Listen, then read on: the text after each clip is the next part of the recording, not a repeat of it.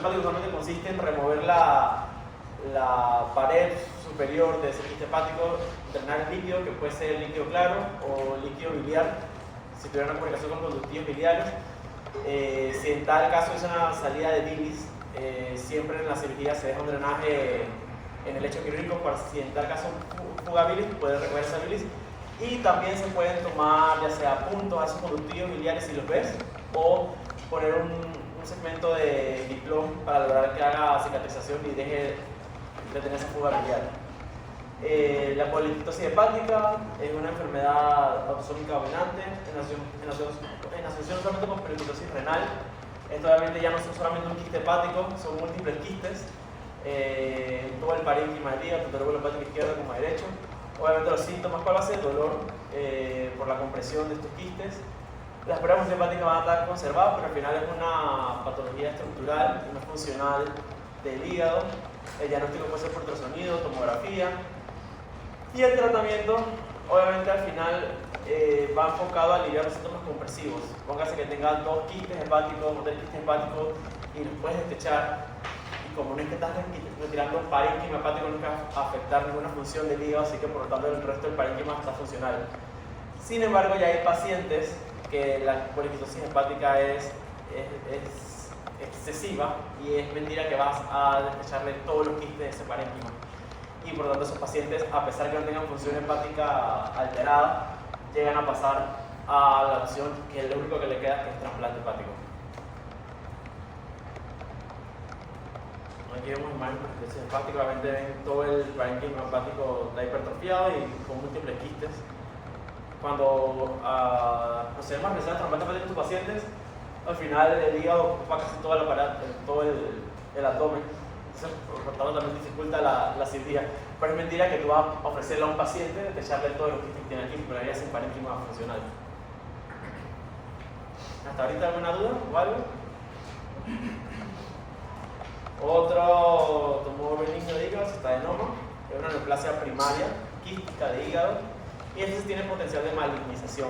Es por lo tanto que su tratamiento en este caso por el proceso de malignización, a diferencia del quiste hepático simple o poliquitosis hepática, este sí la indicación es quirúrgica y es la sección del parénquima hepático obviamente con márgenes libres. Márgenes libres pueden ser 1 centímetro, 2 milímetros, 3 milímetros, pero siempre y cuando haya márgenes libres microscópicos, cuando te traen la patología, de que no se haya quedado ningún resto de cistadenoma, ya eso es tratamiento quirúrgico.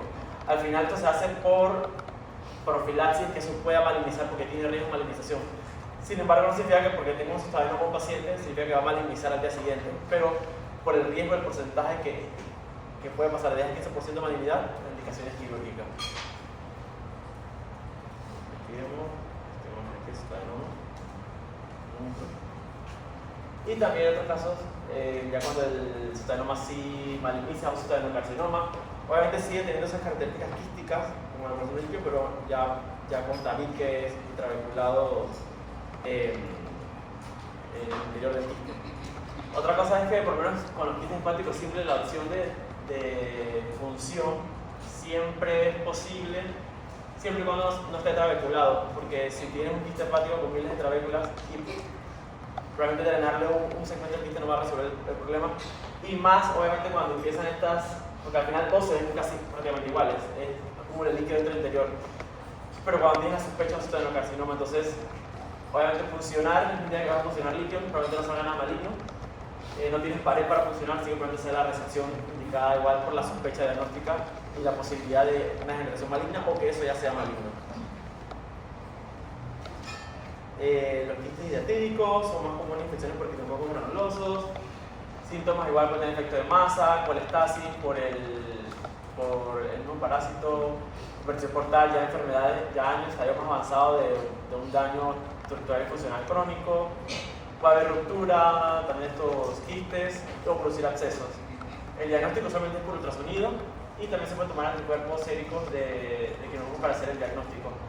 Existe una clasificación que es la de la OMS, donde en base a los hallazgos ultrasonográficos del quiste hidratídico, que lo clasifican del 1 al 5, y hay variantes dentro de esa clasificación, se puede clasificar en base a si el quiste está activo o inactivo. Si al final tienes un quiste inactivo reportado por ultrasonido y el paciente no tiene ningún otro síntoma o molestia, puedes darle observación y vigilancia. Sin embargo, ya cuando sospecha un quiste activo o que tenga enfermedad activa, además del diagnóstico del manejo crónico-parasitario, también queda la acción quirúrgica de la resección completa del quiste. Ahí no es necesario resecar parénquima hepático porque al final el quiste está totalmente encapsulado, así que con el tal de que el quiste se extraiga en su totalidad y no haya ruptura de este en la cirugía y contaminación de la cavidad abdominal, ya la cirugía está realizada. Aquí vemos un quiste enorme con múltiples focos que sospechas del acúmulo de parásitos. Y también los accesos hepáticos piógenos, que son múltiples las causas. Al final recuerden que la circulación hepática llega principalmente a través de la vena porta, y la vena porta es como el filtro de sangre que viene en todo el intestino, así que cualquier proceso infeccioso, ya sea una apendicitis, una diverticulitis, te puede ocasionar accesos a nivel hepático, así como problemas de colestasis, que tengan problemas obstructivos biliares por colitis, te pueden ocasionar accesos hepáticos, o también problemas vasculares de una circulación, o ya sea traumas penetrantes, traumas cerrados, complicaciones por quimioterapia, y los gérmenes más comunes de coli, Staphylococcus aureus, Streptococcus viridans y Klebsiella. Acceso hepático, los síntomas obviamente ya un proceso infeccioso, fiebre, dolor, puede dar ictericia, bacteremia, y el diagnóstico al final te lo va a dar la tomografía, no es necesaria una resonancia para hacer diagnóstico de un acceso hepático, y ya obviamente en caso tal, un acceso hepático, dependiendo de la extensión del acceso, obviamente lo ideal inicialmente es tratamiento médico con antibióticos y darle seguimiento con estudios de imágenes a ver cómo evoluciona. Si ves que los accesos hepáticos no mejoran por estudios de imágenes o que sigue empeorando la parte imagenológica o que el cuadro clínico del paciente, entonces ya obviamente la acción quirúrgica siempre es la última opción y es drenaje de esos abscesos o resecciones hepáticas, porque hay pacientes que con accesos hepáticos crónicos hacen atrofias del lóbulos y por lo tanto muchas veces terminan haciendo esas resecciones de segmentos que ya no están funcionales, pero son un cuadro infeccioso dentro del paciente. Bueno, aquí ya accesos hepáticos medianos, ya igual por tomografía, los mismos síntomas, fiebre, dolor. Y el tratamiento puede ser tanto drenaje percutáneo, solamente el drenaje percutáneo siempre es una acción en la parte de patología, y no necesariamente todo acceso tiene que ser drenaje, o todo acceso tiene que ser manejo quirúrgico, o todo acceso solamente es manejo médico. Al final, como irán viendo a lo largo de su carrera, al final siempre uno empieza con opciones menos mórbidas para el paciente, porque no es lo mismo dar una ronda de 15 días de antibióticos o un drenaje percutáneo que es menos mórbido a someter a un paciente a una intubación, a una resección hepática, no sé si el parénquima que le queda es funcional o el paciente con falla hepática, así que siempre tratar de evitar el mayor riesgo del paciente. Y obviamente el tratamiento empírico con antibióticos, bajo el uso de metronidazol, ceftriaxona o metronidazol, con ciprofloxacino, solamente lo que más usamos a nivel hospitalario es metronidazol y ciprofloxacino. Si obviamente eso no mejora, da una acción de drenaje de esa colección, cultivo de ese absceso, ver qué antibiótico es el sensible para el dependiente del cultivo, y si en tal caso, a pesar de todas las opciones de antibióticos que se puedan dar y no hay mejoría, obviamente queda la cirugía como última opción.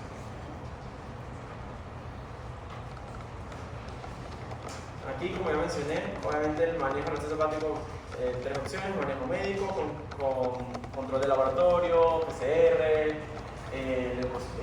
leucocitos, el hemograma completo, y ver obviamente la evolución en estudios de imágenes y control. Está la opción del manejo por intervencionista, que obviamente puede ser, si es un acceso pequeño y que decide drenarse y es menos de 5 centímetros, con una sola aspiración puede ser suficiente. En cambio, accesos más grandes, con múltiples accesos, hay que, bueno, el radiólogo usualmente sabe, pero igual hablar con él que dejar un drenaje a permanencia que se pueda irrigar, que puedas tomar cultivos, y que ver si no es necesario después colocar más drenajes, o si ver que ese drenaje no mejora, al final la opción es quirúrgica, ya sea por falla en el tratamiento médico o el manejo o el tratamiento percutáneo, o porque haya complicaciones directas de los accesos, ya sea por ruptura o empeoramiento del cuadro del paciente. O también que tengas un acceso y que al final la causa del acceso no la estás resolviendo.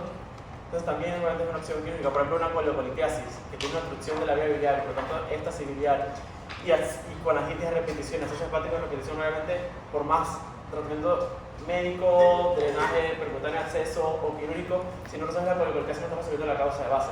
Así que siempre es buscar, no solamente enfocarse en el hecho de que el paciente tiene un acceso, es buscar la causa de ese acceso, porque son múltiples.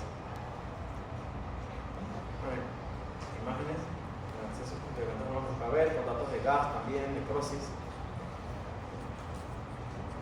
Y hay lesiones benignas, que son anquísticas, hay lesiones benignas sólidas, que pueden ser hemangiomas, adenomas, hiperplasia nodular focal, adenomatosis hepática, hiperplasia nodular degenerativa, o angiolinfoma.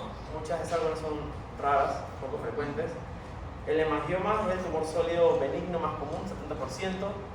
La incidencia de 3 a 20% de los pacientes, son asintomáticos, usualmente son de pequeño tamaño. Funciona al final, imagínense para la idea del manejo como un quiste hepático simple, obviamente es otro componente, pero al final la sintomatología o la compresión de las otras estructuras adyacentes al hígado, por ya sea el quiste hepático por el hemangioma, si al final tiene síntomas, al final la opción es quirúrgica. El origen incierto puede ser malformaciones vasculares desde que nace el paciente. Y el diagnóstico, obviamente dice que resonancia en el 85% de los casos. Muchas veces el diagnóstico empieza desde un ultrasonido, donde la precisión diagnóstica es un hemangioma, lo corroboras con una tomografía. Si la tomografía dice que es un hemangioma y que no hay duda diagnóstica, no es necesario acudir a una resonancia. Por eso digo que siempre no se vayan con la idea en la cabeza de que existe el estudio de imagen específico para cada patología benigna, y al final es un complemento entre todos los estudios de imágenes. Hemangiomas pueden ser múltiples, en de los casos. Cuando son imputables, son más lo usual, de 2, 3, 4, se denomina hemangiomatosis. La complicación puede ser por efecto de masa, alteración de la estructura interna del hígado por compresión, o síndrome de Casa-Weismer, en 5% de los casos, ya sea por consumo de las células, leucopenia, alteración de la coagulación, consumo también de los glóbulos rojos. Y el manejo de hemangiomas al final es variado, puede ser desde una embolización transarterial, radiofrecuencia, ablación.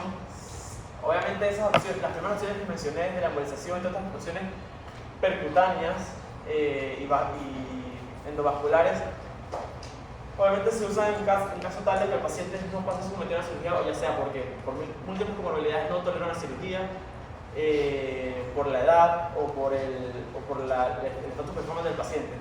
Sin embargo, la cirugía siempre es una opción, ya sea enucleación del hemangioma como tal o una resección anatómica, ya sea póngase que el hemangioma está entre el segmento 6 y 7, así que se hace una resección hepática posterior derecha, o cumplir todo el lóbulo derecho, así que hace una resección entre el 5, el 6, 7 y el 8. O el trasplante hepático. El trasplante hepático siempre va a ser una opción en las patologías benignas, siempre y cuando se pueda resolver, ya sea de manera médico o manejo vascular o quirúrgico. Siempre en caso tal de que la patología siga empeorando en el paciente y no haya solución del cuadro por ningún otro momento, el trasplante hepático siempre es una opción. Nada más que obviamente no es la mayoría de los casos porque nadie quiere someterse a un trasplante hepático como tal. No es lo ideal. Obviamente un hemangioma ya de mayor tamaño. Acá otra de hipervascular, en otra fase. La hiperplasia nodular focal es el segundo tumor sólido benigno más común. También usualmente son hallazgos incidentales. Se asocian con el hemangioma en el 95% de los casos, o sea, pueden aparecer a la vez.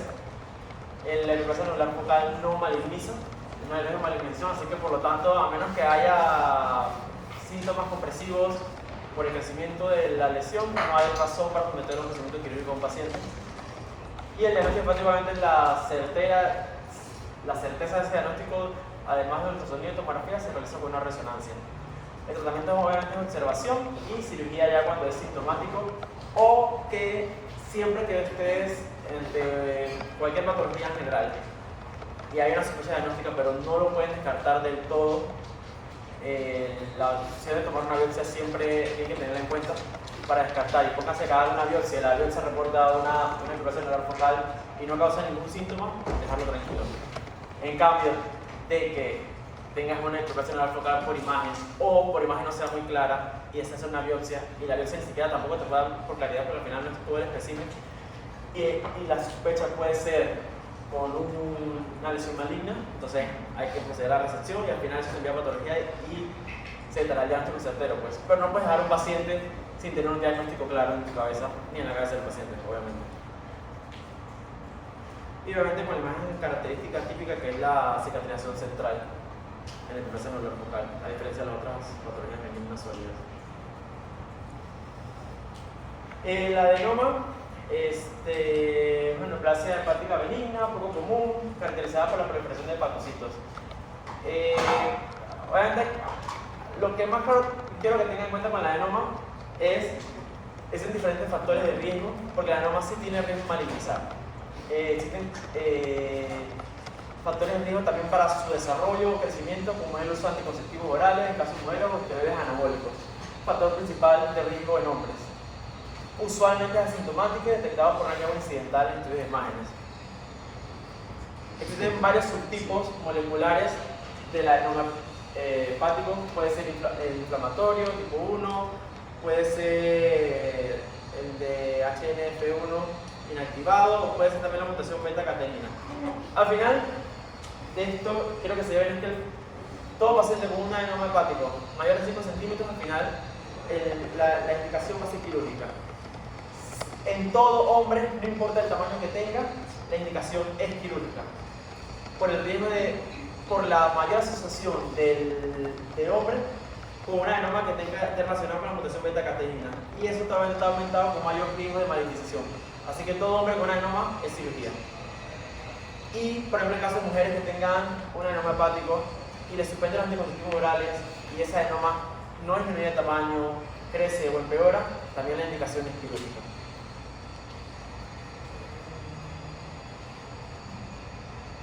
¿Hasta ahorita alguna pregunta? En el hemangioma había puesto como 35% del síndrome de Casabach-Mery. ¿En qué consiste? Trombocitopenia, coagulopatía y anemia. Y todo es por consumo. Al final el hemangioma es un cúmulo de sangre. Dentro y si tienes varios, obviamente esto es secuestro. Secuestro de leucocitos, secuestro de glóbulos rojos. Y por consecuencia te puede hacer el síndrome. Pues, entonces significa que tienes un hemangioma y te va a ocasionar eso.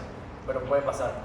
Así como la gente que tiene, que después lo veremos, tenga trombosis portal y que ese flujo de sangre que tenga cirrosis hepática que no puede entrar al hígado, se va todo hacia el vaso. Al final el vaso crece y hace el hiperesplenismo. Y eso también hace secuestro esplénico. Entonces es como la misma idea para que tengamos la idea de cómo puede afectar el hemangioma. Pero al final, hemangiomas son muchísimos pacientes con hemangiomas que pueden tener 3-4 hemangiomas ínfimos de 2-3 centímetros y no causan ningún síndrome. No tienen vigilancia. Y al final la vigilancia va más que un típico hemograma y tiempo de coagulación y estudios de imágenes de seguimiento. Y solamente es para todas las lesiones benignas así. Y obviamente en casos de... Porque solamente para el radiólogo muchas veces el diagnóstico por imagen de adenoma no es muy claro. Y si tanto para el radiólogo no es claro el diagnóstico y tienes una masa hepática sólida, obviamente la idea es hacer una biopsia para descartar, ya sea que tengas un adenoma, un hepatocarcinoma o un cistoadenoma o cualquier otra lesión hepática maligna sólida. Pero ya saben, siempre hay que estar seguro del diagnóstico y si ultrasonido no es suficiente, una tomografía no es suficiente o una resonancia, siempre hacer una biopsia.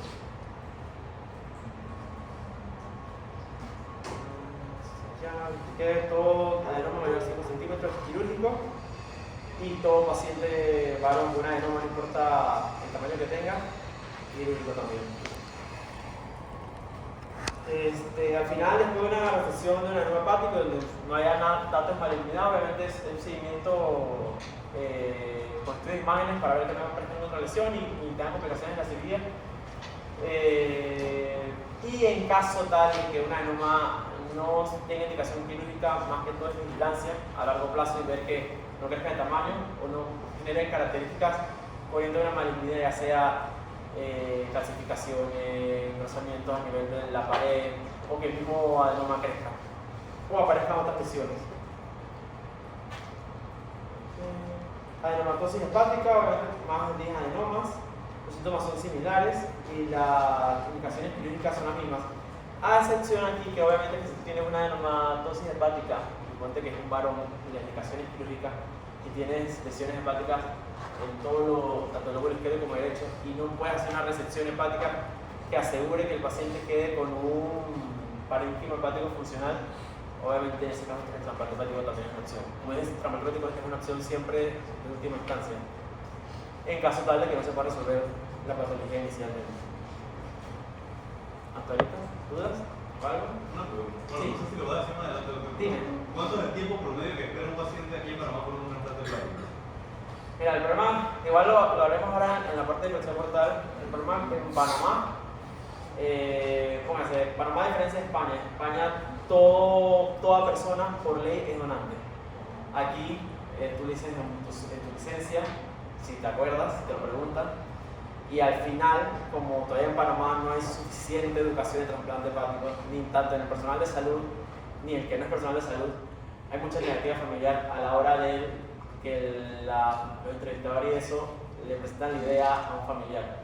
Entonces, como hay tanta negativa familiar, hay muchos pacientes que pueden esperar hasta un año en lista, pueden morir estando en lista, porque no encuentran tampoco un donante compatible.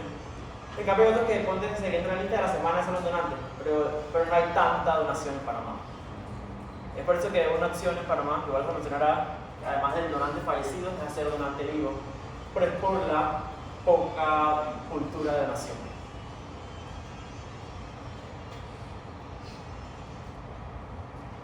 La hiperplasia neural degenerativa, otra lesión hepática benigna sólida, que es un tejido hepático anormal formado en nódulos de 3 milímetros degenerativos separados por área de trocas y fibrosis. Es decir, esos pacientes que son cirróticos y que empiezan a hacer nódulos de generación uno tras otro a causa de la fibrosis, desarrolla esta patología, que es una patología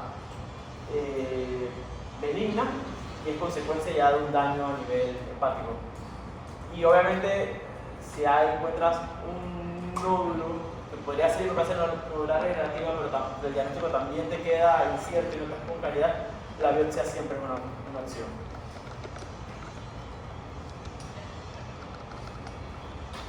Y los angiopericomas, que son raros, que también son temas sanguíneos, grasa, músculo liso, usualmente siempre hay algo incidental, único múltiples, lo mismo, los síntomas son asociados a efecto de masa o de compresión. Diagnóstico, la resonancia hepática es el que te hace el diagnóstico más certero.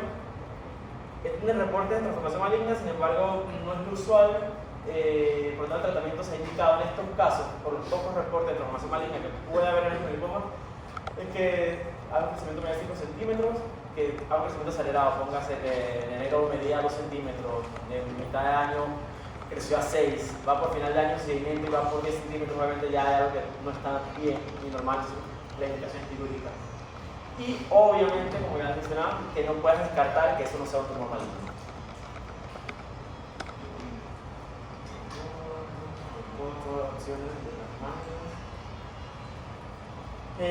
Como ya dije, al final el trasplante hepático es la última opción de tratamiento quirúrgico en patologías benignas.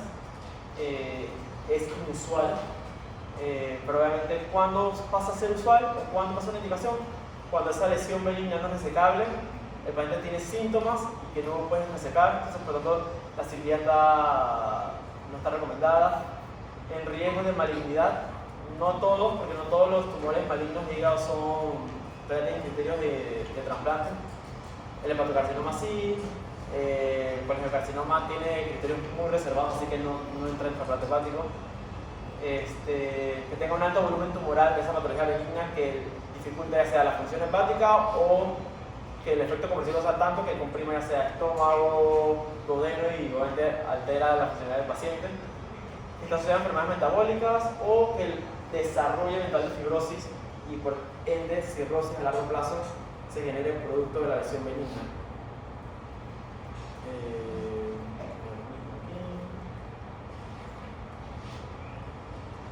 Y obviamente cuando aquí viene hemangioma, pero que afecta todo el hígado, así que obviamente no vas a hacer una resección hepática y dejarle 10% de hígado a ese paciente, que puede tener un gasto funcional. Así que por ende, aunque sea una patología benigna, pero que causa síntomas compresivos, el trasplante hepático es la opción quirúrgica allí. O una adenoma gigante que tampoco pueden secar, en contacto con las 3 venas suprahepáticas, cada vez no sé con claridad, pero obviamente lo mismo, ¿no? Si están con 3 venas suprahepáticas no va a dejar al paciente sin flujo o retorno venoso a nivel suprahepático, así que por ende también trasplante hepático es la opción. O poliquitosis hepática, como mencioné, que obviamente no vas a estrechar todos los quistes porque se queda sin hígado, así que también el trasplante hepático es la opción. Esta es la primera parte de la clase. ¿Dudas o algo? ¿Preguntas? Y para un donante, si tiene una masa pequeña, ¿eso contraindica la donación? Sí, la masa, ponte que ya tiene el diagnóstico, ya sea que por estudio de imagen dice que es un hemangioma de 3 centímetros. Estás hablando del donante. Ajá, ¿de qué va a donar el hígado? Mira, lo que pasa con los donantes en general, no todos los donantes tienen todos los donantes de hígado van a tener ultrasonido hepatobiliar, eso sí fijo. Cuéntense que hay una presunta opción diagnóstica que sea un hemangioma, pero no tiene claridad. A ese donante hay que hacer una tomografía, porque no puedes entrar con la presunción de que puede ser un hemangioma, pero puede ser una adenoma que puede malignizar, o puede ser como todo el tumor maligno, así que tienes que estar seguro antes de la donación que esa imagen sea en caso de un hemangioma. Si tiene un hemangioma de 3 centímetros, no pasa nada, se puede usar como donante ese hígado para el receptor. Otra opción, por ejemplo, de patologías benignas, también pequeñas, que para evitar complicaciones, que no es que vayan a pasar, pero pueden pasar después del implante del hígado, ese que tiene una lesión, ya sea por ejemplo un hemangioma, y que en la reperfusión ese hemangioma sangre, eso puede pasar. Y hay casos donde se hace resección hepática atípica, es decir, solamente el segmento o una porción del segmento donde se encuentra la lesión hepática, por ejemplo el hemangioma, y después se implanta. Eso es una opción. Pero un tumor benigno que ya sabes que lo tiene y no descarta que se puede usar como donante. ¿Okay? Con los tumores malignos ya es otra situación. Pero con benigno, un hemangioma, una interpretación neural focal, no hay ninguna explicación. No es como el adenoma que tenga malignización, obviamente eso no lo vas a usar porque se puede malignizar. O que tengas una adenoma en un varón que se puede malignizar, ya que no lo usarías. Pero obviamente también aquí entran muchas cosas a colación porque si eres un país que no tienes mucha donación, te puedes tomar el riesgo, pero te entran asuntos éticos también de que el riesgo le está sometiendo al receptor. Pero en cambio, países que tienen donantes, 5 o 6 donantes todos los días, ellos se pueden dar el te puede decir que yo no quiero ese hígado, prefiero esperar esto porque otro va a salir media hora. En cambio en Panamá eso no puede ser así. Pero el benigno no contradice.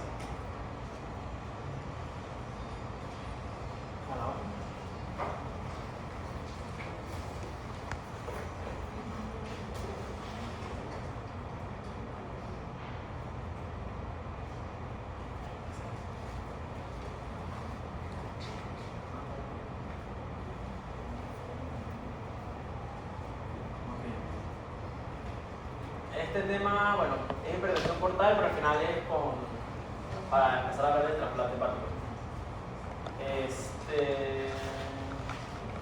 Ok. La anatomía del hígado así de manera macroscópica son 8 segmentos.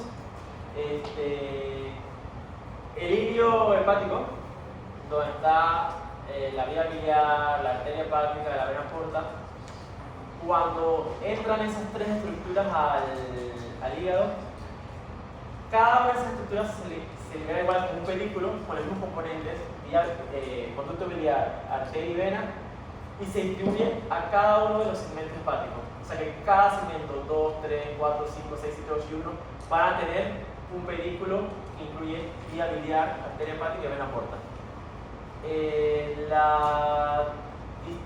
La distribución o cómo se reorganiza el hígado en los segmentos, al final, obviamente, ya expliqué cada uno tiene su película, pero para poder saber qué segmentos son los que estamos viendo por el estudio de imagen, utilizamos las venas suprahepáticas para hacer esa investigación. Vena suprahepática izquierda, media y derecha. La izquierda separa los segmentos 2, 3 del 4 y esto es un lóbulo hepático izquierdo. La vena hepática media separa el segmento 4, que se divide en 4A y 4B. 4A por encima de la bifurcación portal, 4B ya por debajo de la bifurcación portal, y lo separa de los segmentos 5 y 8, que ya son parte del lóbulo hepático derecho. Y la vena suprahepática derecha separa el segmento 5 y 8 del segmento 6 y 7. Estos cuatro son el lóbulo hepático derecho. El 5 y el 8 son segmentos hepáticos derechos anteriores y el 6 y el 7 son segmentos hepáticos derechos posteriores. Yo sé que igual al final eso es confuso y lo van a ver con las imágenes, pero vamos a ver para que tengan la explicación. Al final el lóbulo hepático izquierdo es 2, 3 y 4 y derecho 5, 6, 7 y 8. Y tal uno que es el caudado, que bueno, aquí no se ve, pero es por decir por detrás del hígado. La presión portal obviamente se define por una relación del flujo vascular que entra al hígado y asociado también a la resistencia vascular que tenga esos sinusoides hepáticos para la circulación. La hipertensión portal es un aumento de la presión de la vena porta por encima de 12 mililitros de mercurio o que tenga un gradiente de presión por encima de 7. Esa diferencia de gradientes entre la vena cava inferior, o sea, las venas suprahepáticas y la vena porta.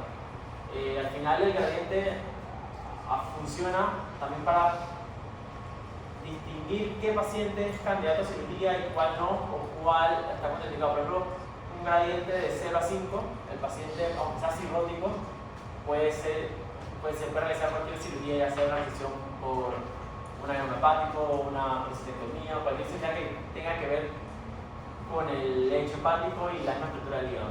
Un gradiente de 5 y 10 te orienta a que debes estabilizar al paciente y mantener un estado controlado. Un gradiente por encima de 10, con 10, 12, contraindica cirugía. No importa el grado de cirrosis portal que tenga. Ya ese gradiente indica que las complicaciones que van a devenir de un clínico son mayores que el beneficio de la cirugía que le están ofreciendo.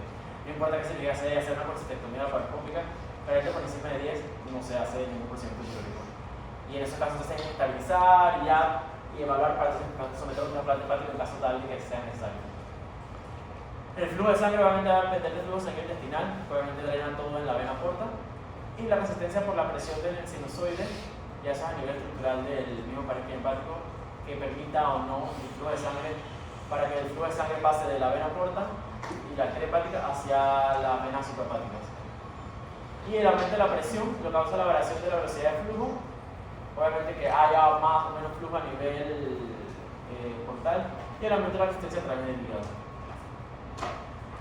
Causas de hipertensión portal y que por ende haya cirrosis hepática y daño hepático son varias. Hay causas intrahepáticas, causas prehepáticas, causas poshepáticas. Al final uno tiene que hacer el diagnóstico inicial de esa causa de cirrosis porque no todo paciente con una cirrosis o con una causa de cirrosis significa que es un candidato a trasplante hepático. Al final existe una clasificación que mencionaré ahora que es el MED, que le da un puntaje a un paciente con cirrosis, y un paciente con un MED por encima de 15 ya es un paciente que entra candidato a lista de espera. Obviamente puede cumplir una serie de requerimientos.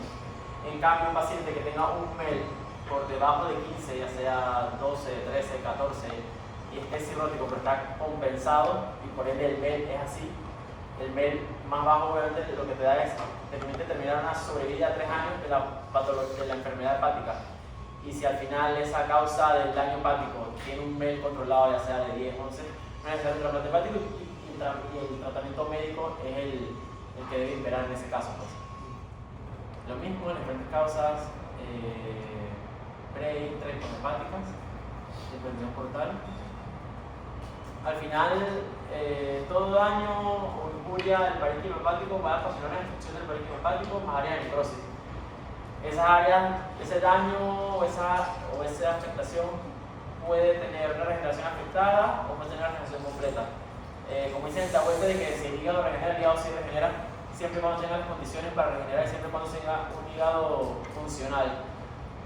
Puedes tener un hígado en su totalidad sin una regeneración, pero un hígado enfermo que ni siquiera sea capaz, que ya tenga un child CA o un MELA muy alto, prácticamente que no va a tener una regeneración adecuada, sin una cirugía de resección hepática no se le va a realizar a ese paciente por el riesgo de falla hepática que va a tener después.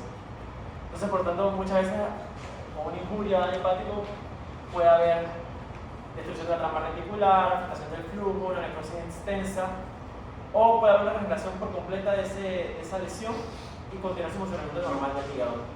Pero sin embargo, muchas veces cuando hay injurias repetitivas, obviamente que van a llevar a una fibrosis. Esa fibrosis es un nódulo de regeneración y esa enfermedad maltratada o descontrolada o ese daño persistente te puede llevar a una destrucción vascular, hipertensión portal y por tanto ya una cirrosis hepática. Las manifestaciones clínicas de hipertensión portal incluyen hemorragia gastrointestinal, ya sea por varices esofágicas, 33%, puede tener complicaciones como ascitis, cefalopatía aguda o crónica, esplenomegalia con hiperestrenismo, que se encarga de hacer hemólisis, trombocitopenia, leucopenia. En esos pacientes entonces es indicado hacer esplenectomías o síndromes hepatorenales o hepatopulmonares. Hay algo, además de la afectación y el daño hepático, pueden tener también alteración de la función renal o de la función pulmonar. Y ya ven esos estadios más avanzados de cirrosis. En el caso del hiperestrenismo, como dije, al final sí puedes tener un flujo vascular que entre por la porta adecuado, pero si al final tus sinusoides hepáticos, talleres de nódulos de regeneración o hay demasiada resistencia vascular que no permite que el flujo de sangre pase de la porta a las hepáticas, obviamente el flujo de sangre busca para dónde coger. Y en muchos casos el flujo de la arteria hepática aumenta y por lo tanto hay un preesplenismo y por lo tanto un secuestro esplénico.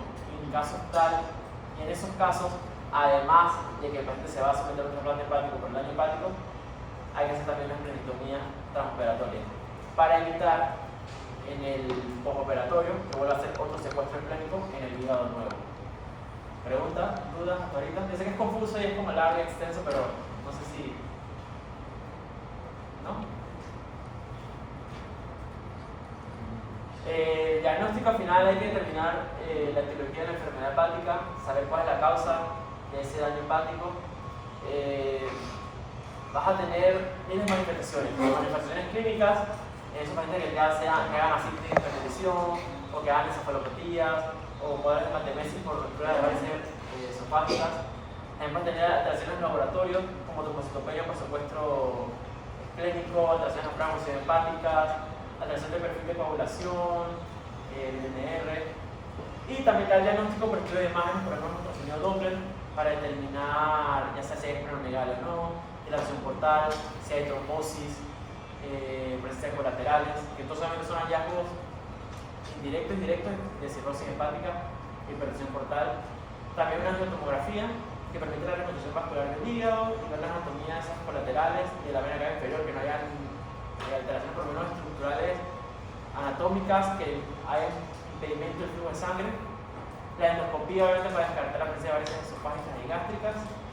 Y lo de la medición hemodinámica, la función portal transverular o transhepática, en el caso de la medición del gradiente, para determinar el grado de afectación o daño hepático.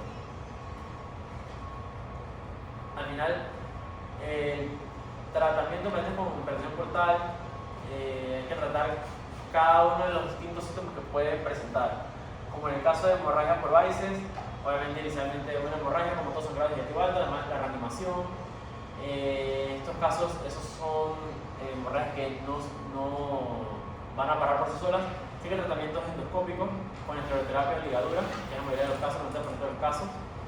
Y se puede usar medicamentos, pero esto va en acompañamiento del manejo endoscópico, que es el uso de betabloqueadores o nitratos, para poder reducir la presión y el riesgo de que esas varices que tenga el paciente no pueda generar un sangrado posteriormente y así disminuir el riesgo de hemorragias recurrentes.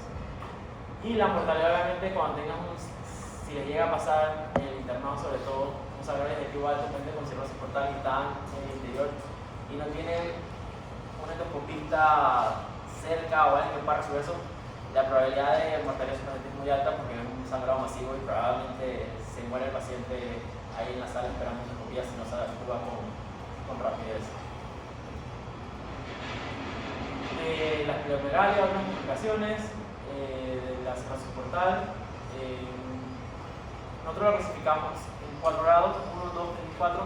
a partir del grado 3 y 4 de esa esplenomegalia, se indica la esplenectomía para evitar el riesgo de secuestro esplénico posterior al trasplante. Casos así, 100% de los casos, donde el tratamiento es retención de sodio, diurético, paracentesis, y las encefalopatías, que también son síntomas secundarios de hipertensión portal, donde el tratamiento llega a ser retención proteica, uso de lactulosa o antibióticos en caso de desnutrición bacteriana. Al final, todos estos síntomas que puede traer, puedes tratar en el momento de la citis, puedes tratar la esplenomegalia, puedes tratar la encefalopatía, pero si al final no tratas la causa de la que está causando el daño hepático, esa hipertensión portal, igual vas a seguir con las consecuencias a largo plazo. En el caso de las encefalopatías que no mejoran con el manejo médico, o en el caso de las asitis que tampoco no mejoran con el manejo médico, entonces esas asitis refractarias, encefalopatías refractarias, o pacientes que a pesar del manejo endoscópico y beta-bloqueadores no logran controlar el riesgo de sangrado de esas varices, al final hay otras opciones como es el uso de TIPS, que es una elevación portosistémica intrahepática yugular. Esto se hace endovascular a través de la yugular y se coloca un stent para lograr una comunicación directa de la porta con la vena cava, con las venas suprahepáticas, y lograr que haya un flujo vascular por lo menos normal o mejor con respecto a lo que tienes de cirrosis en ese paciente, pues. Y ayuda a mejorar los síntomas, pero obviamente ya ese paciente que al final le logras un TIPS es porque nunca lo has podido controlar ninguna de las complicaciones de presión portal, ese paciente probablemente ya esté más cercano de la lista de espera, o probablemente ya esté en lista de espera para operarse un trasplante hepático, y al final el TIPS te funciona como un puente para darle el tiempo a ese paciente de esperar un donante. Y obviamente otras opciones son las liberaciones clorrenales, eso simplemente es, los pacientes con presión portal tienen muchos chunks, y lo que hace es derivar esos chunks y evitar el hiperflujo vascular de sangre hacia el hígado, y que se encuentra en presión portal que está igual alterada por el aumento de la resistencia vascular dentro del hígado. Y ya la última opción siempre el trasplante hepático. Hasta ahorita, ¿dudas? Sí. En el caso de la encefalopatía, uno es un tema de la lactulosa, para que sería un funcionamiento. Al final la lactulosa es un quelante para el amonio. Lo que esos pacientes con cirrosis portal tienen acúmulo de amonio en dosis super elevadas, y eso es lo que hace causa la encefalopatía. La lactulosa se encarga de disminuir esos niveles de amonio séricos y que sean la causante de encefalopatía en esos pacientes. Y por lo tanto, esos pacientes están, además con sus beta-bloqueantes, están con dosis de lactosa 30 cc cada día, todos los días, para evitar el riesgo de encefalopatía. Eso. Las indicaciones de trasplante son varias. Un trasplante entra como una opción de manejo siempre y cuando la sobrevida al año del trasplante sea superior a la sobrevida hacia el trasplante. Es decir, si ese paciente tuvo el trasplante al año antes de una sobrevida que pueda sobrevivir 10 o 15 años comparado a los 3 años que le quedan con sus patologías de cirrosis portal descompensada, obviamente el trasplante va por delante. Las indicaciones son varias. Hay indicaciones hepatosolares como hepatitis virales, hepatitis C, alcohol, criptogénica, autoinmunes, NASH, vasculares con síndrome de Buchiari, enfermedades renal-oclusivas, o enfermedades colestásicas como una cirrosis biliar primaria, colangitis fluorescente primaria, o colangitis fluorescente secundaria, donde haya cuadros de colangitis de reacción y que esos cuadros generan un daño hepático y que no se corrigen. Atresias lidiales, obviamente en niños cuando nacen. ¿Sí? ¿Qué hay? ¿Cómo? En las clínicas, Ajá. ¿qué condiciones hay o restricciones para que aquí no quede trasplante? Porque no se le va a todo alcohólico tampoco. Pero estás hablando de un receptor. O sea, te refieres a Sí, a nosotros. quiénes entran ahí. Ok, al final, déjame avanzar un poquito porque veo una parte de esa. Y te explico esa parte. Hay más indicaciones de trasplante, errores de metabolismo, hepatitis fulminantes. Obviamente, hepatitis fulminante, el riesgo de muerte, a pesar de que el trasplante no sea exitoso, es sumamente elevado, hasta un 80-90%. Y otras causas como un trasplante hepático, que son poco porcentaje, o un trasplante, ya sea por fallo primario, rechazo crónico, reciba. También esto para que sepan que igual que un paciente se puede trasplantar las veces que sea necesario y las veces que la condición del paciente lo permita, y siempre y cuando haya un donante compatible con este paciente. O sea que si al final hay un fallo hepático y a los 10 años, se trasplantó a los 30 años y a los 40 años está otro trasplante de hígado, se puede hacer. Eso no es una opción de una sola vez. Pero sí existen condiciones que lo descartan, que ahora voy a mencionar, y también lo pregunta delante del receptor. Con respecto a la de función hepática, con respecto a la clasificación Child-Pugh, obviamente a partir del clase B es que ya se empieza a evaluar la posibilidad de un trasplante hepático. Child A, solamente no, porque solamente es el Child A, porque además de hacer la admisión del Child también hace la admisión del MEL a la vez. No es que usar una sola escala, usas varias escalas a la vez. Y si ponte ese paciente en un MEL de 10 y además un Child A, no hay indicación contra trasplante. Pónganse que, y usualmente un Child bajo tampoco va a estar asociado a un MEL alto, siempre van a haber puntos de la mano. O sea que Child alto, probablemente MEL alto.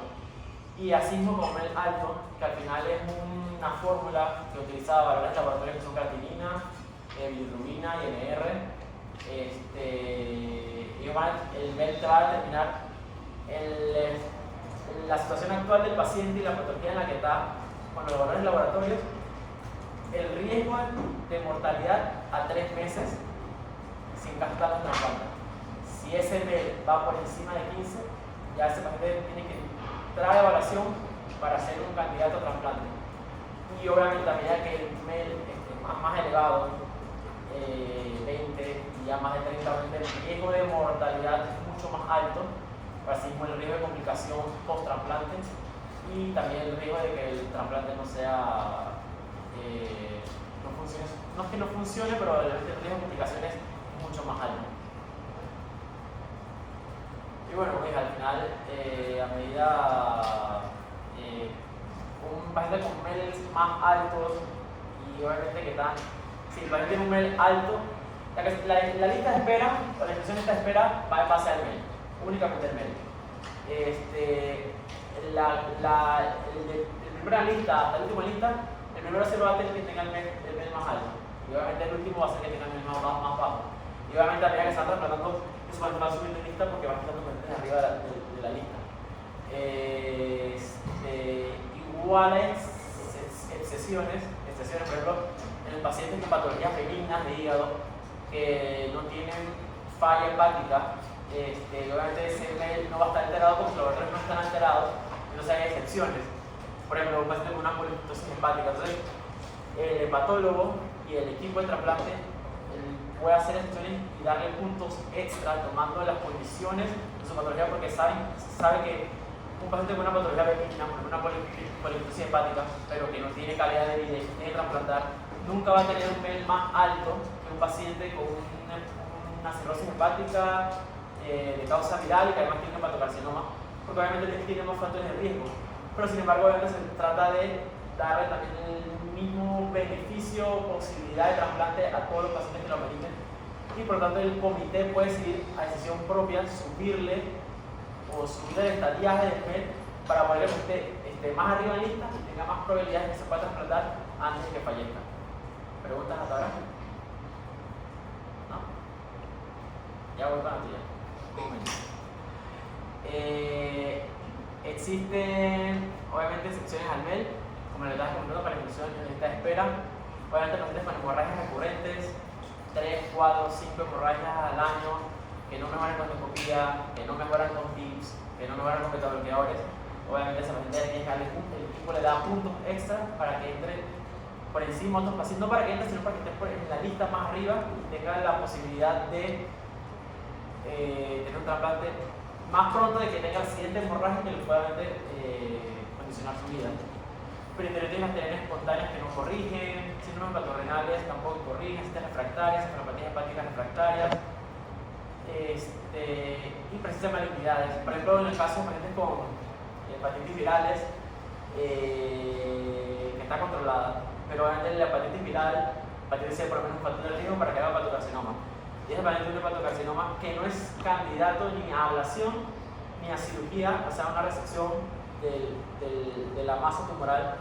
Entonces, este paciente le da puntos extra para que, como no va a tener alteración de la función hepática, porque la hepatocarcinoma no le va a causar una alteración de la función hepática, y su cirrosis hepática está compensada, pero no es candidato quirúrgico como una resección, entonces le das puntos extra para que suba el MEL y pueda hacer, también tener opción de trasplante.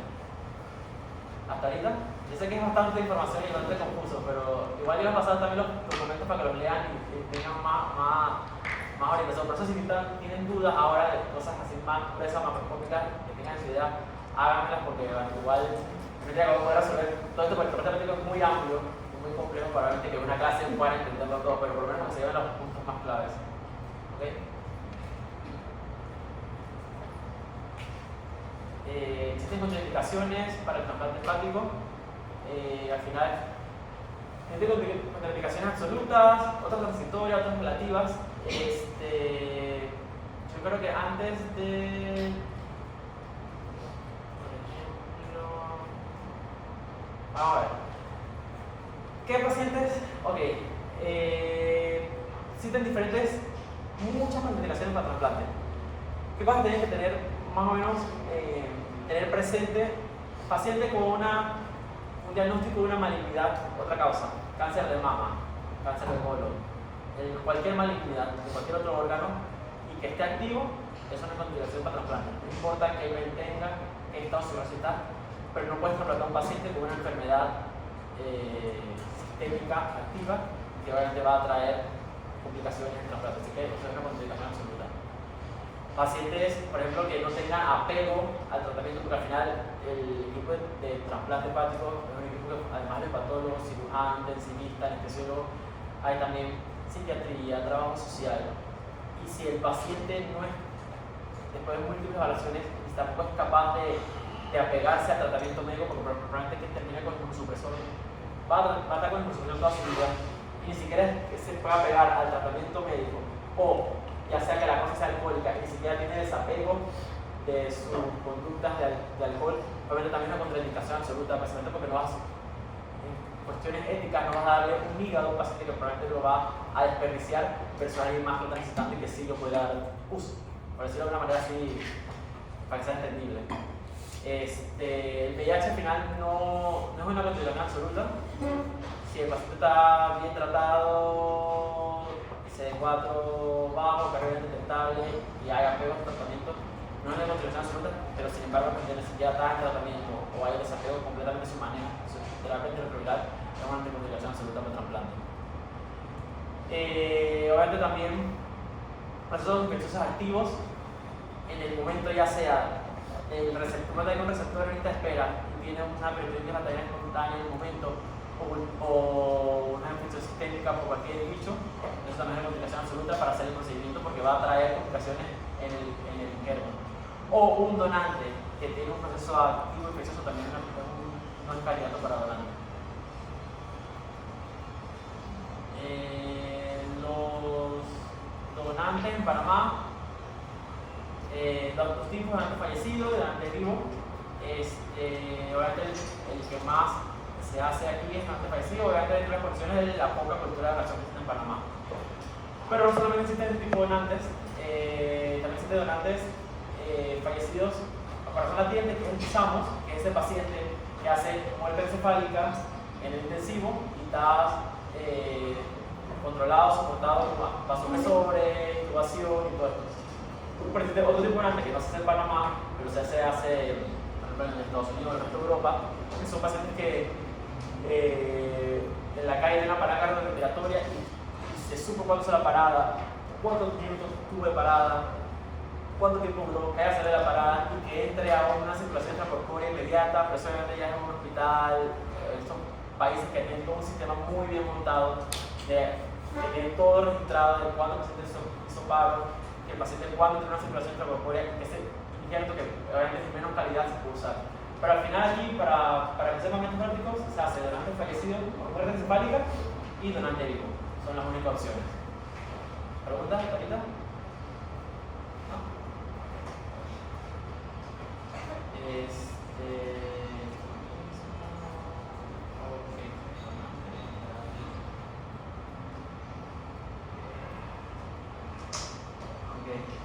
Antes de seguir, tu pregunta es con respecto al receptor. ¿Qué paciente puede ser candidato a trasplante? ¿O cómo? Sí, era más enfocado en los cuerpos relativamente activos que necesitaban. Al final, el periodo que utilizan de corte para decir que vale, este paciente ya tiene tanto tiempo de no consumir nada de alcohol y apego a todos los siguientes tratamientos son 6 meses. Pero no, si el paciente tiene 6 meses de que todo el equipo está ausente, si ya teniendo tan seguro de que no hay recidiva en sus conductas, entonces se puede trasplantar. En cuanto al enfoque de la inmunosupresión, Después el operatorio sí. ¿qué frecuencia hay una operación de que falla el tratamiento por la inmunosupresión? ¿De falla injerto y eso? Falla injerto. Por lo que sea, cualquier tipo de infección. Sí, al final, todo paciente va a tener sus riesgos, pero más que el paciente al final podemos que tenga un paciente con un ML30. O sea, uno tiene alto riesgo de mortalidad a manera de 3 meses. Es verdad, además, cuánto riesgo de mortalidad si tienes un MEL en 30, es probablemente su estado metabólico de cirrosis hepática no está nada compensado, está alterado. O sea, tendrá encefalopatía, tendrá hipoluminemia, estará sarcopénico, probablemente habrá tenido cuadros de hipertensión arterial a repetición. O sea, no es el mejor candidato, pero igual es un candidato. Entonces, ya de por sí, ese paciente como receptor tiene sus riesgos para que el trasplante del operatorio no sea el mejor. Sin embargo, también no solamente hay criterios del receptor, también hay criterios de los injertos. Aquí hasta parte hoy, con respecto a los injertos y la selección del donante, hasta hoy en día, además de que hay un posible, póngase, muerte encefálica en el paciente intensivo. El paciente tiene 50 años. Se hace toda la serología, está negativa, o por lo menos tiene serología positiva, pero que le pasan tratamientos con antirretrovirales o inmunosupresores. Que le hace ultrasonido hepatobiliar y tiene ultrasonido hepatobiliar en el hígado, por lo menos por ultrasonido, no tiene estatosis severa. Que además hace pruebas de función hepática y las pruebas hepáticas están normales. Ni aumento de transaminasa, ni aumento de bilirrubina, ni tampoco hay alteraciones del sodio, ni la creatinina, porque póngase que la muerte encefálica fue por un aneurisma roto, pero al final no hay afectación del hígado. Entonces es un injerto óptimo porque no tiene ni estatosis por ultrasonido, no tiene alteración de las pruebas hepáticas. Ese paciente puede ser que nada más tenga 2 días en UCI, no tiene ni siquiera requerimiento de vasopresor, así que son un donante óptimo, con unas condiciones óptimas, así que obviamente a manera de factores positivos para trasplantes es bueno. Sin embargo, existen criterios ya extendidos, pónganse que un donante mayor, aquí en Panamá aceptamos donantes hasta los 60 años más o menos. En Barcelona, cuando estuve en España, aceptamos donantes hasta de 92 años. Aquí el índice de masa corporal, póngase que a partir de 35 ya lo vemos como 3,2 y allá un índice de masa corporal de 35 es un criterio expandido, un criterio marginal, pero lo puedes escoger. Pero porque hay por eso hay tantas opciones. Entonces aquí, como no hay tantas opciones en trasplante, tratamos de escoger los injertos más óptimos. Obviamente no vamos a someter, más que no hay trasplante aquí seguido, no vamos a someter a un paciente a un receptor o un injerto de un paciente de 70 años que tenga estatosis no moderada, que además tenga alteración de función hepática, que tenga hipernatremia, que obviamente van a jugar en contra para el pronóstico de ese paciente. ¿Okay? Entonces, aquí de esta manera general, bueno, cuando cuenta que se eligió el donante, que el donante tenga menos de 60 años, que el paciente no esté con dosis altas de vasopresores donantes en intensivo, que el trastorno arterial esté normal, que no tenga lesiones hepáticas, y elige que vale, es un posible donante. Viene el equipo del donante va al hospital donde hay que seleccionar ese donante, y al momento de la laparotomía, todavía a pesar de toda la tecnología que hay y eso que se han desarrollado hasta apps en otros países, al final la parte macroscópica del hígado, o sea, de lo que sea estructural, que ve el cirujano, es lo que decide si es injerto, tomando en cuenta que ya pasó todas las otras pruebas previas, evaluadas en el intensivo, en el hospital donde esté, vienen las evaluaciones de la consistencia de ese hígado. Si ese hígado está suave, blando, bordes lisos, que no tenga ninguna anomalía o por lo menos alguna masa tumoral o sospecha de masa tumoral que se vea normal macroscópico, el equipo puede decir que este hígado es válido. En cambio, que el equipo de cirujanos entre a la laparotomía, tomando en cuenta que posiblemente era un buen candidato, pero cuando entra el hígado se ve extremadamente esteatóxico, bordes lobulados, entonces esa superdura, ya el equipo puede hacer el derecho de descartar ese hígado por el riesgo de complicaciones que pueda tener en el trasplante. ¿Ok? ¿Está bien todo bien? Y obviamente existen contraindicaciones absolutas a la donación. Obviamente hay infecciones activas en ese donante, también o patologías cancerígenas o leucemia, linfomas que en ese diagnóstico actual al momento de ese donante, o que tengan patologías como cáncer, como póngase el paciente entra al donante, el hígado se ve bonito, bordes lisos, no está esteatóxico ni nada, y tienes que revisar toda la cavidad abdominal y encuentras un tumor en el ángulo derecho del colon. Ya ese donante ya no va, así que ya se contraindica la donación. Entonces, obviamente detrás de un trasplante hepático, trasplante renal o cualquier trasplante existe una gran logística de todo un gran equipo de personal, desde poder detectar un posible donante en la unidad intensiva solamente como un paciente donde va a tener muerte encefálica, después de detectar un posible donante, hacerle todas las pruebas, ultrasonidos, descartar que macroscópicamente ese no se puede donar, llamar a la coordinación de trasplantes para entonces proceder a una entrevista con los familiares, que muchas veces aquí hay bastante negativa, que igual, aunque haya una cierta negativa, porque al final el approach a todos estos familiares no es fácil. Obviamente en el momento nadie quiere aceptar que su hijo de 20 años, 25, done su órgano, pero al final se puede hacer varias aproximaciones. Y ya una vez que la donación está aceptada, entonces la Organización Panameña de Trasplantes, que es la OPT, procede a coordinar la hora de extracción, y pónganse que ya la extracción no sea un hospital de la ciudad, sea un hospital de Chiquitito, o sea, el equipo se tiene que trasladar allá. Por cosas de tiempo, obviamente esos traslados que ya son más de 2 horas, ya se hacen en avión. Entonces, el procedimiento, ¿por ahora? ¿Dudas o algo? ¿No? ¿Todo bien? El procedimiento quirúrgico del trasplante hepático se divide en 4 partes. El explante, que es la extracción del hígado del donante. La cirugía de banco, que consiste que cuando se extrae el hígado del donante, pasa una revisión con el cirujano de revisar la anatomía, porque obviamente en todo proceso de trasplante, sobre todo el trasplante de hígado, se corre contra el tiempo. Al final, cuando se extrae el hígado se mete, se entra en un proceso de isquemia fría, que más o menos le da unos 4 grados centígrados, eso con una solución de preservación y con bastante hielo.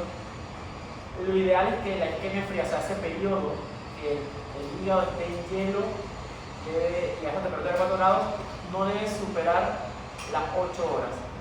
Existe un rango entre 8 a 12 horas de isquemia fría que todavía pueden utilizar ese hígado, sin embargo el riesgo de complicaciones operatorias, principalmente por datos de isquemia de la vía biliar en operatorio, se aumenta.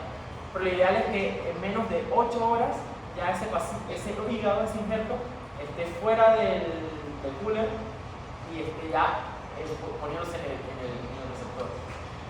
Entonces la cirugía de banco se encarga de revisar la anatomía del hígado, porque una vez que se extrae el hígado se empieza a quitar toda la grasa, peritoneal, limpiar todo el vaso, que la arteria hepática, la vena porta, el conducto biliar y las venas neuropáticas estén íntegras, que no tengan ninguna lesión, ni orificios ni nada, para al momento de hacer el implante.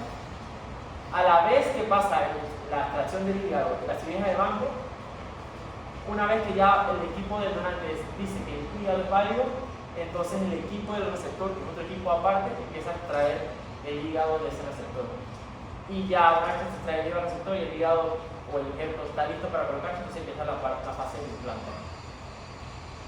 El explante como tal, bueno, al final el explante del donante se tiene que revisar, además de la estructura macroscópica del hígado, revisar que en otros órganos no hay ninguna otra, por ejemplo, un tumor de contracción de trasplante. Hay que siempre verificar que no haya alteraciones vasculares, por ejemplo, que una arteria hepática derecha tenga un flujo de sangre directamente de la arteria hepática superior. Porque al final tú tienes que prever y estar seguro que al momento del implante, o sea, al momento de hacer las 4 anastomosis, que son anastomosis de la vena porta, anastomosis de la arteria hepática, anastomosis del conducto biliar y anastomosis de las venas neuropáticas, se conserve la anatomía igual como ese receptor lo tenía o igual como estaba ese injerto colocado en su donante.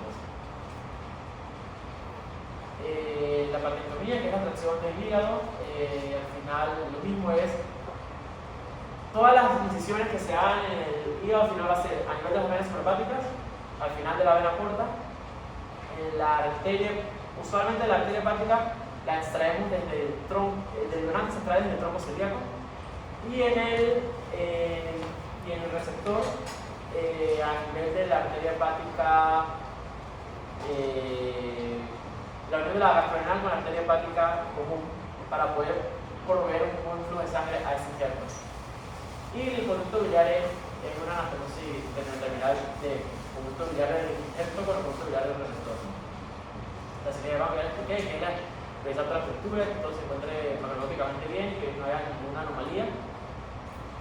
Entonces, ya les expliqué que hay apenas que se examina el donante, o sea que se abre la aurícula derecha para que bote toda la sangre y perfundir ese injerto con la solución de preservación, que en Panamá usamos el custodiol, existen varias. Una vez que se dice la fase de preservación, que es pasar la solución de preservación y que se le coloca hielo y que ya 3 centímetros, 4 centímetros, es fase de isquemia fría. La fase anhepática, obviamente, una vez que se extrae el hígado del receptor. Una vez que la fase de isquemia fría termina, es decir, que se extrae el hígado del cooler y que se va a hacer las 2 primeras anastomosis, que es de la vena porta y las venas neuropáticas, eso es un periodo de fase caliente, porque obviamente ya el hígado no está en hielo, está afuera, a temperatura ambiente, y se pasan esas 2 anastomosis primero, está más claro. Se retira el injerto del hielo, ya fin de la isquemia fría. Se hace la anastomosis de la vena neuropática y la anastomosis portal. Ese periodo de esas 2 anastomosis, de la vena neuropática y la anastomosis portal, no debe ser máximo de 1 hora para tener mayor beneficio en el implante. Y ese periodo de esas 2 anastomosis es isquemia caliente, porque está fuera del hielo. Una vez que se hace el desclampaje para reperfundir a través del flujo venoso portal y permitir el flujo de las venas neuropáticas, termina la fase de isquemia caliente.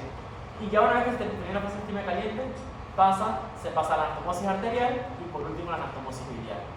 Y ya después colocar el drenaje en la cavidad y cerrar. Obviamente eso suena muy fácil como lo estoy diciendo, no es así.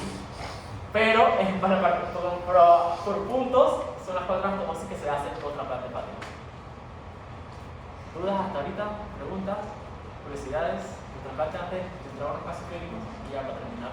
Doctor, la parte donde se extrae el hígado del donante, ¿también la tiene que hacer un cirujano hepatobiliar? Sí, actualmente somos 6 cirujanos de trasplante hepático. Entonces lo que hacemos actualmente se van 2 a la parte del donante. Una vez que los del donante dicen que bueno, hígado válido, o sea que está todo bien, el otro equipo, que usualmente son 2 o 3 cirujanos en la parte del receptor, empieza a trabajar. Y entonces a veces ya para la parte del implante, de colocar el injerto, la cirugía de banco la hace el mismo personal que hace la extracción del hígado. Y el implante, nos lo rotamos, también depende de quién esté más cansado, ¿no? Porque solamente no son a las mejores horas, entonces lo que son en horas de madrugada, porque al final un donante puede que salga 10, 11 de la mañana y que tú coordines, que puedes ir al otro hospital a traerlo en la tarde y que regreses y el lunes en Chiriquí regresas en avión, regresas a las 8 de la noche, pues puedes empezar el implante a las 10, 11 y terminas 2, 3 de la mañana, o sea, y a veces se rota el equipo también para la parte del implante. O a veces hay un personal de la plantectomía del receptor que también se queda para el implante para confirmar. Pues. Así que desde que somos 6 nos rotamos de esa manera. Y desde que muere el donante, ¿cuánto tiempo de ventana hay para que se extraiga el hígado? Desde que examinas al paciente, que empiezas a examinas al paciente, que ya, porque ya tienes, porque la parte del donante consiste en, tienes que canular la vena, la aorta, y canalizas la vena mesentérica superior.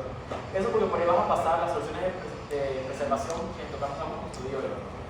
Una vez que pasas las soluciones de preservación y empiezas a colocar hielo para mantener la preservación del injerto, lo ideal sería que en 8 horas de ese periodo de isquemia fría que está en hielo, para que ese periodo de 8 horas sea que te dé para que a las 5 o 6 horas ya estés con el hígado en la mesa para empezar la parte de anastomosis de las portas y la suprahepática. Y después que empiezan la anastomosis de la porta y la suprahepática, tienen máximo probabilidad, sería que fuera 1 hora de esa anastomosis para evitar complicaciones, y entonces puedes repercutir ese hígado y después hacer la última anastomosis que son la arteria hepática y el conducto biliar. ¿Alguna otra pregunta? ¿No? Vamos con el caso clínico. A ver, en el primer caso, paciente femenina de 39 años acude con historia de aumento de diámetro abdominal asociado a una masa palpable. Se le realizan estudios que evidencian una gran poliquitosis hepática. ¿Cuál sería el manejo propuesto? Ok, es 39 años, joven. El diagnóstico fue probablemente por sintomatología, la masa palpable y aumento del diámetro abdominal. Y pónganse que el estudio fue una tomografía o ultrasonido, tomografía, y entonces ya sabes que tiene una poliquitosis hepática.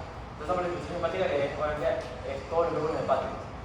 Entonces, ¿cuál creen que sería el manejo propuesto para esta paciente? O sea, al final tiene ya el diagnóstico de poliquitosis, tiene sintomatología, que tiene que buscar cómo resolvérsela. Entonces, ¿cuál será la elección allí? La D, exacto. Estudios de extensión y inclusión de espera. Al final, este estudio de extensión empieza desde el entorno familiar de esa paciente, si puede ser una candidata de trasplante, qué conductas tiene, si tiene sobre alguna otra enfermedad, que haya hacia el autónomo de cirrosis hepática, para incluirla en la lista de espera.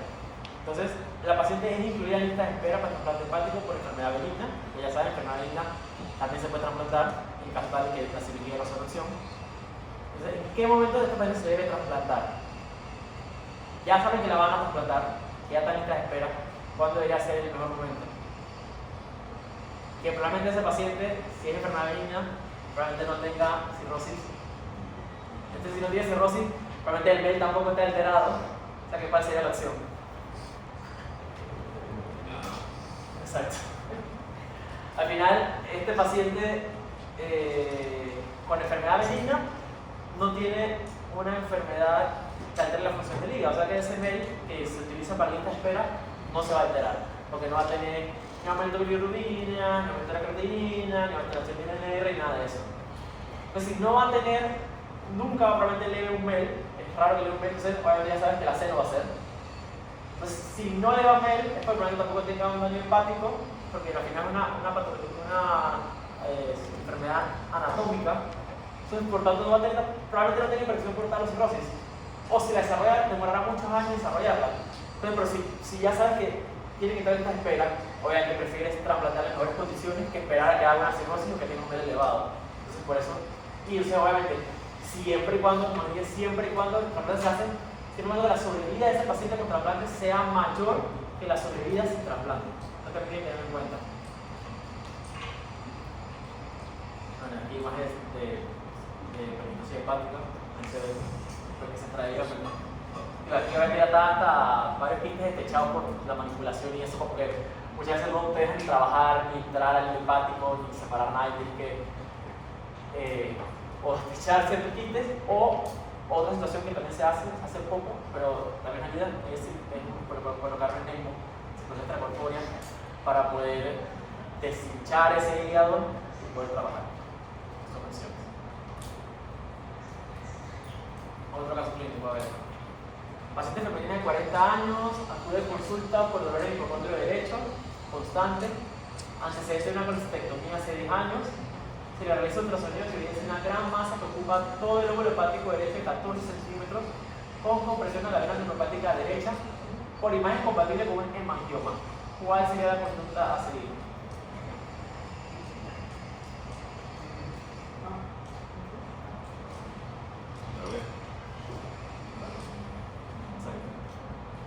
Porque al final ya tienes, o sea, ya el hemangioma por ultrasonido, sí, si el radiólogo dice por ultrasonido que es un hemangioma, va a ser un hemangioma. Si ese radiólogo tiene dudas, te lo va a poner en un informe y te va a decir, no estoy seguro, porque me toca tomar de resonancia. Si en caso tal tuviese duda del diagnóstico, obviamente vas a oracionar, por ejemplo, una resonancia o una tomografía. Pero obviamente antes de hacer una resonancia, tienes que hacer pruebas hepáticas, obviamente, porque tienes una masa hepática que no sabes qué es, y tienes que hacer una tomografía, porque al final el diagnóstico ultrasonido es una probabilidad, pero tienes que estar seguro que es. Así que haces la tomografía. Endoscopía alta, al final, es obviamente si estás en tareas con paciente y que sospecha que tengas cirrosis, que descartar varices, pero no es el primer paso en este paciente. Se le realiza una tomografía y se evidencia una masa en el lóbulo hepático derecho, que es la que mencionamos, 12 por 14 centímetros, que comprime la vena hepática derecha, y además tiene otra masa que por ultrasonido no vieron, se le ve una tomografía en el lóbulo hepático izquierdo de 100 centímetros, que presenta una cicatriz central. ¿Cuál sería el diagnóstico de la nueva masa? Exacto. Entonces, ahora tienes dos masas, una que mide 14 centímetros y la otra mide 100 centímetros. Entonces la de 14 centímetros probablemente ocupa el todo el lóbulo hepático derecho. O sea que si pónganse que, imagínense que no existe el lóbulo hepático, no existe la equiparación celular focal y nada más tienes la derecha. Y al final le haces una conversión por el tamaño y le haces una resección y te quedó hígado funcional, pues listo. Pero ahora tienes una masa también del lado izquierdo. O sea que la probabilidad que te quede hígado funcional después de hacer una resección de ambas masas es muy poco probable. Y llevas a hacer una falla hepática, ¿verdad? Entonces, el manejo de este paciente, ¿qué es lo que ustedes creen que sería? Vamos por partes. Igual, si puede haber opciones aquí y trataré de guiarlos las opciones para que vean como por pasos cómo debería ser. Pues. Pero ustedes, ¿qué creen? En el paciente que tiene dos masas de 14 centímetros y 7 centímetros, ¿cuál sería el siguiente paso? Quitarle de 14. Pero también hay que manejar el acceso, ¿no? Porque puede pasar eso con la polilla. Digo, tiene dos masas que son, que uno es necrosis nebular y otro es un quiste, un hemangioma, pues. Al final no es un cuadro infeccioso, al final son diagnósticos que se diagnosticaron por efecto compresivo. Ok, vamos por opción. La A, medicamentos para disminuir la masa. ¿Alguien está de acuerdo con eso? ¿Existe una acción para disminuir la masa hepática? Ya, listo. Así que no va a haber ninguna masa que disminuya la frecuencia nodular. Lo de el hemangioma, podrías embolizar, es una opción, pero al final, con mide 14 centímetros, puedes embolizarla, puede ser que la masa no crezca más, pero ya tienes la masa allí, igual el efecto compresivo causa. O sea que al final tienes que resolverlo. Entonces, resección quirúrgica del lóbulo derecho, pero tiene una masa del lado izquierdo, se casi para la izquierda, ¿verdad? Resección quirúrgica de ambas masas, obviamente sería el ideal, pero no sabes cuánto de volumetría te va a quedar. Así que, obviamente, entre estas opciones, antes de llegar a una resección quirúrgica de cualquiera de las dos, igual haces una resonancia magnética para estar seguro del diagnóstico, igual tienes una volumetría hepática. Porque igual antes de toda resección hepática tienes que hacer volumetría, no importa qué. Digo, verás en la práctica que cuando estén internados y los que roten con nosotros, hagamos volumetría, pero porque sabemos que es un hígado sano y que mide cerca de 5 centímetros y que se ve un hígado remanente funcional. Pero idealmente todo paciente debería tener una volumetría hepática. Y entonces, obviamente, sí, pónganse que tienes dos masas que son benignas, le haces la volumetría y sabes que no le puedes secar las dos masas a la vez porque queda sin hígado funcional. Entonces, ¿cuál sería la opción? ¿Usted cree que seguiría? ¿Cuál? Digo, sí, pedir eso. Pero pónganse que ya lo midieron. Pónganse que ya midieron y que obviamente estas cosas de decisión, hay otra cosa que ahora les explicaré, pero pónganse que lo medí y le quito el lóbulo izquierdo y el derecho y lo que le queda del lóbulo central no es suficiente. Exacto. Ya. Exacto. Obviamente estas cosas de recesión, digo, esto es para explicarles, pero no le meto más mente a esto, lo que voy a decirles.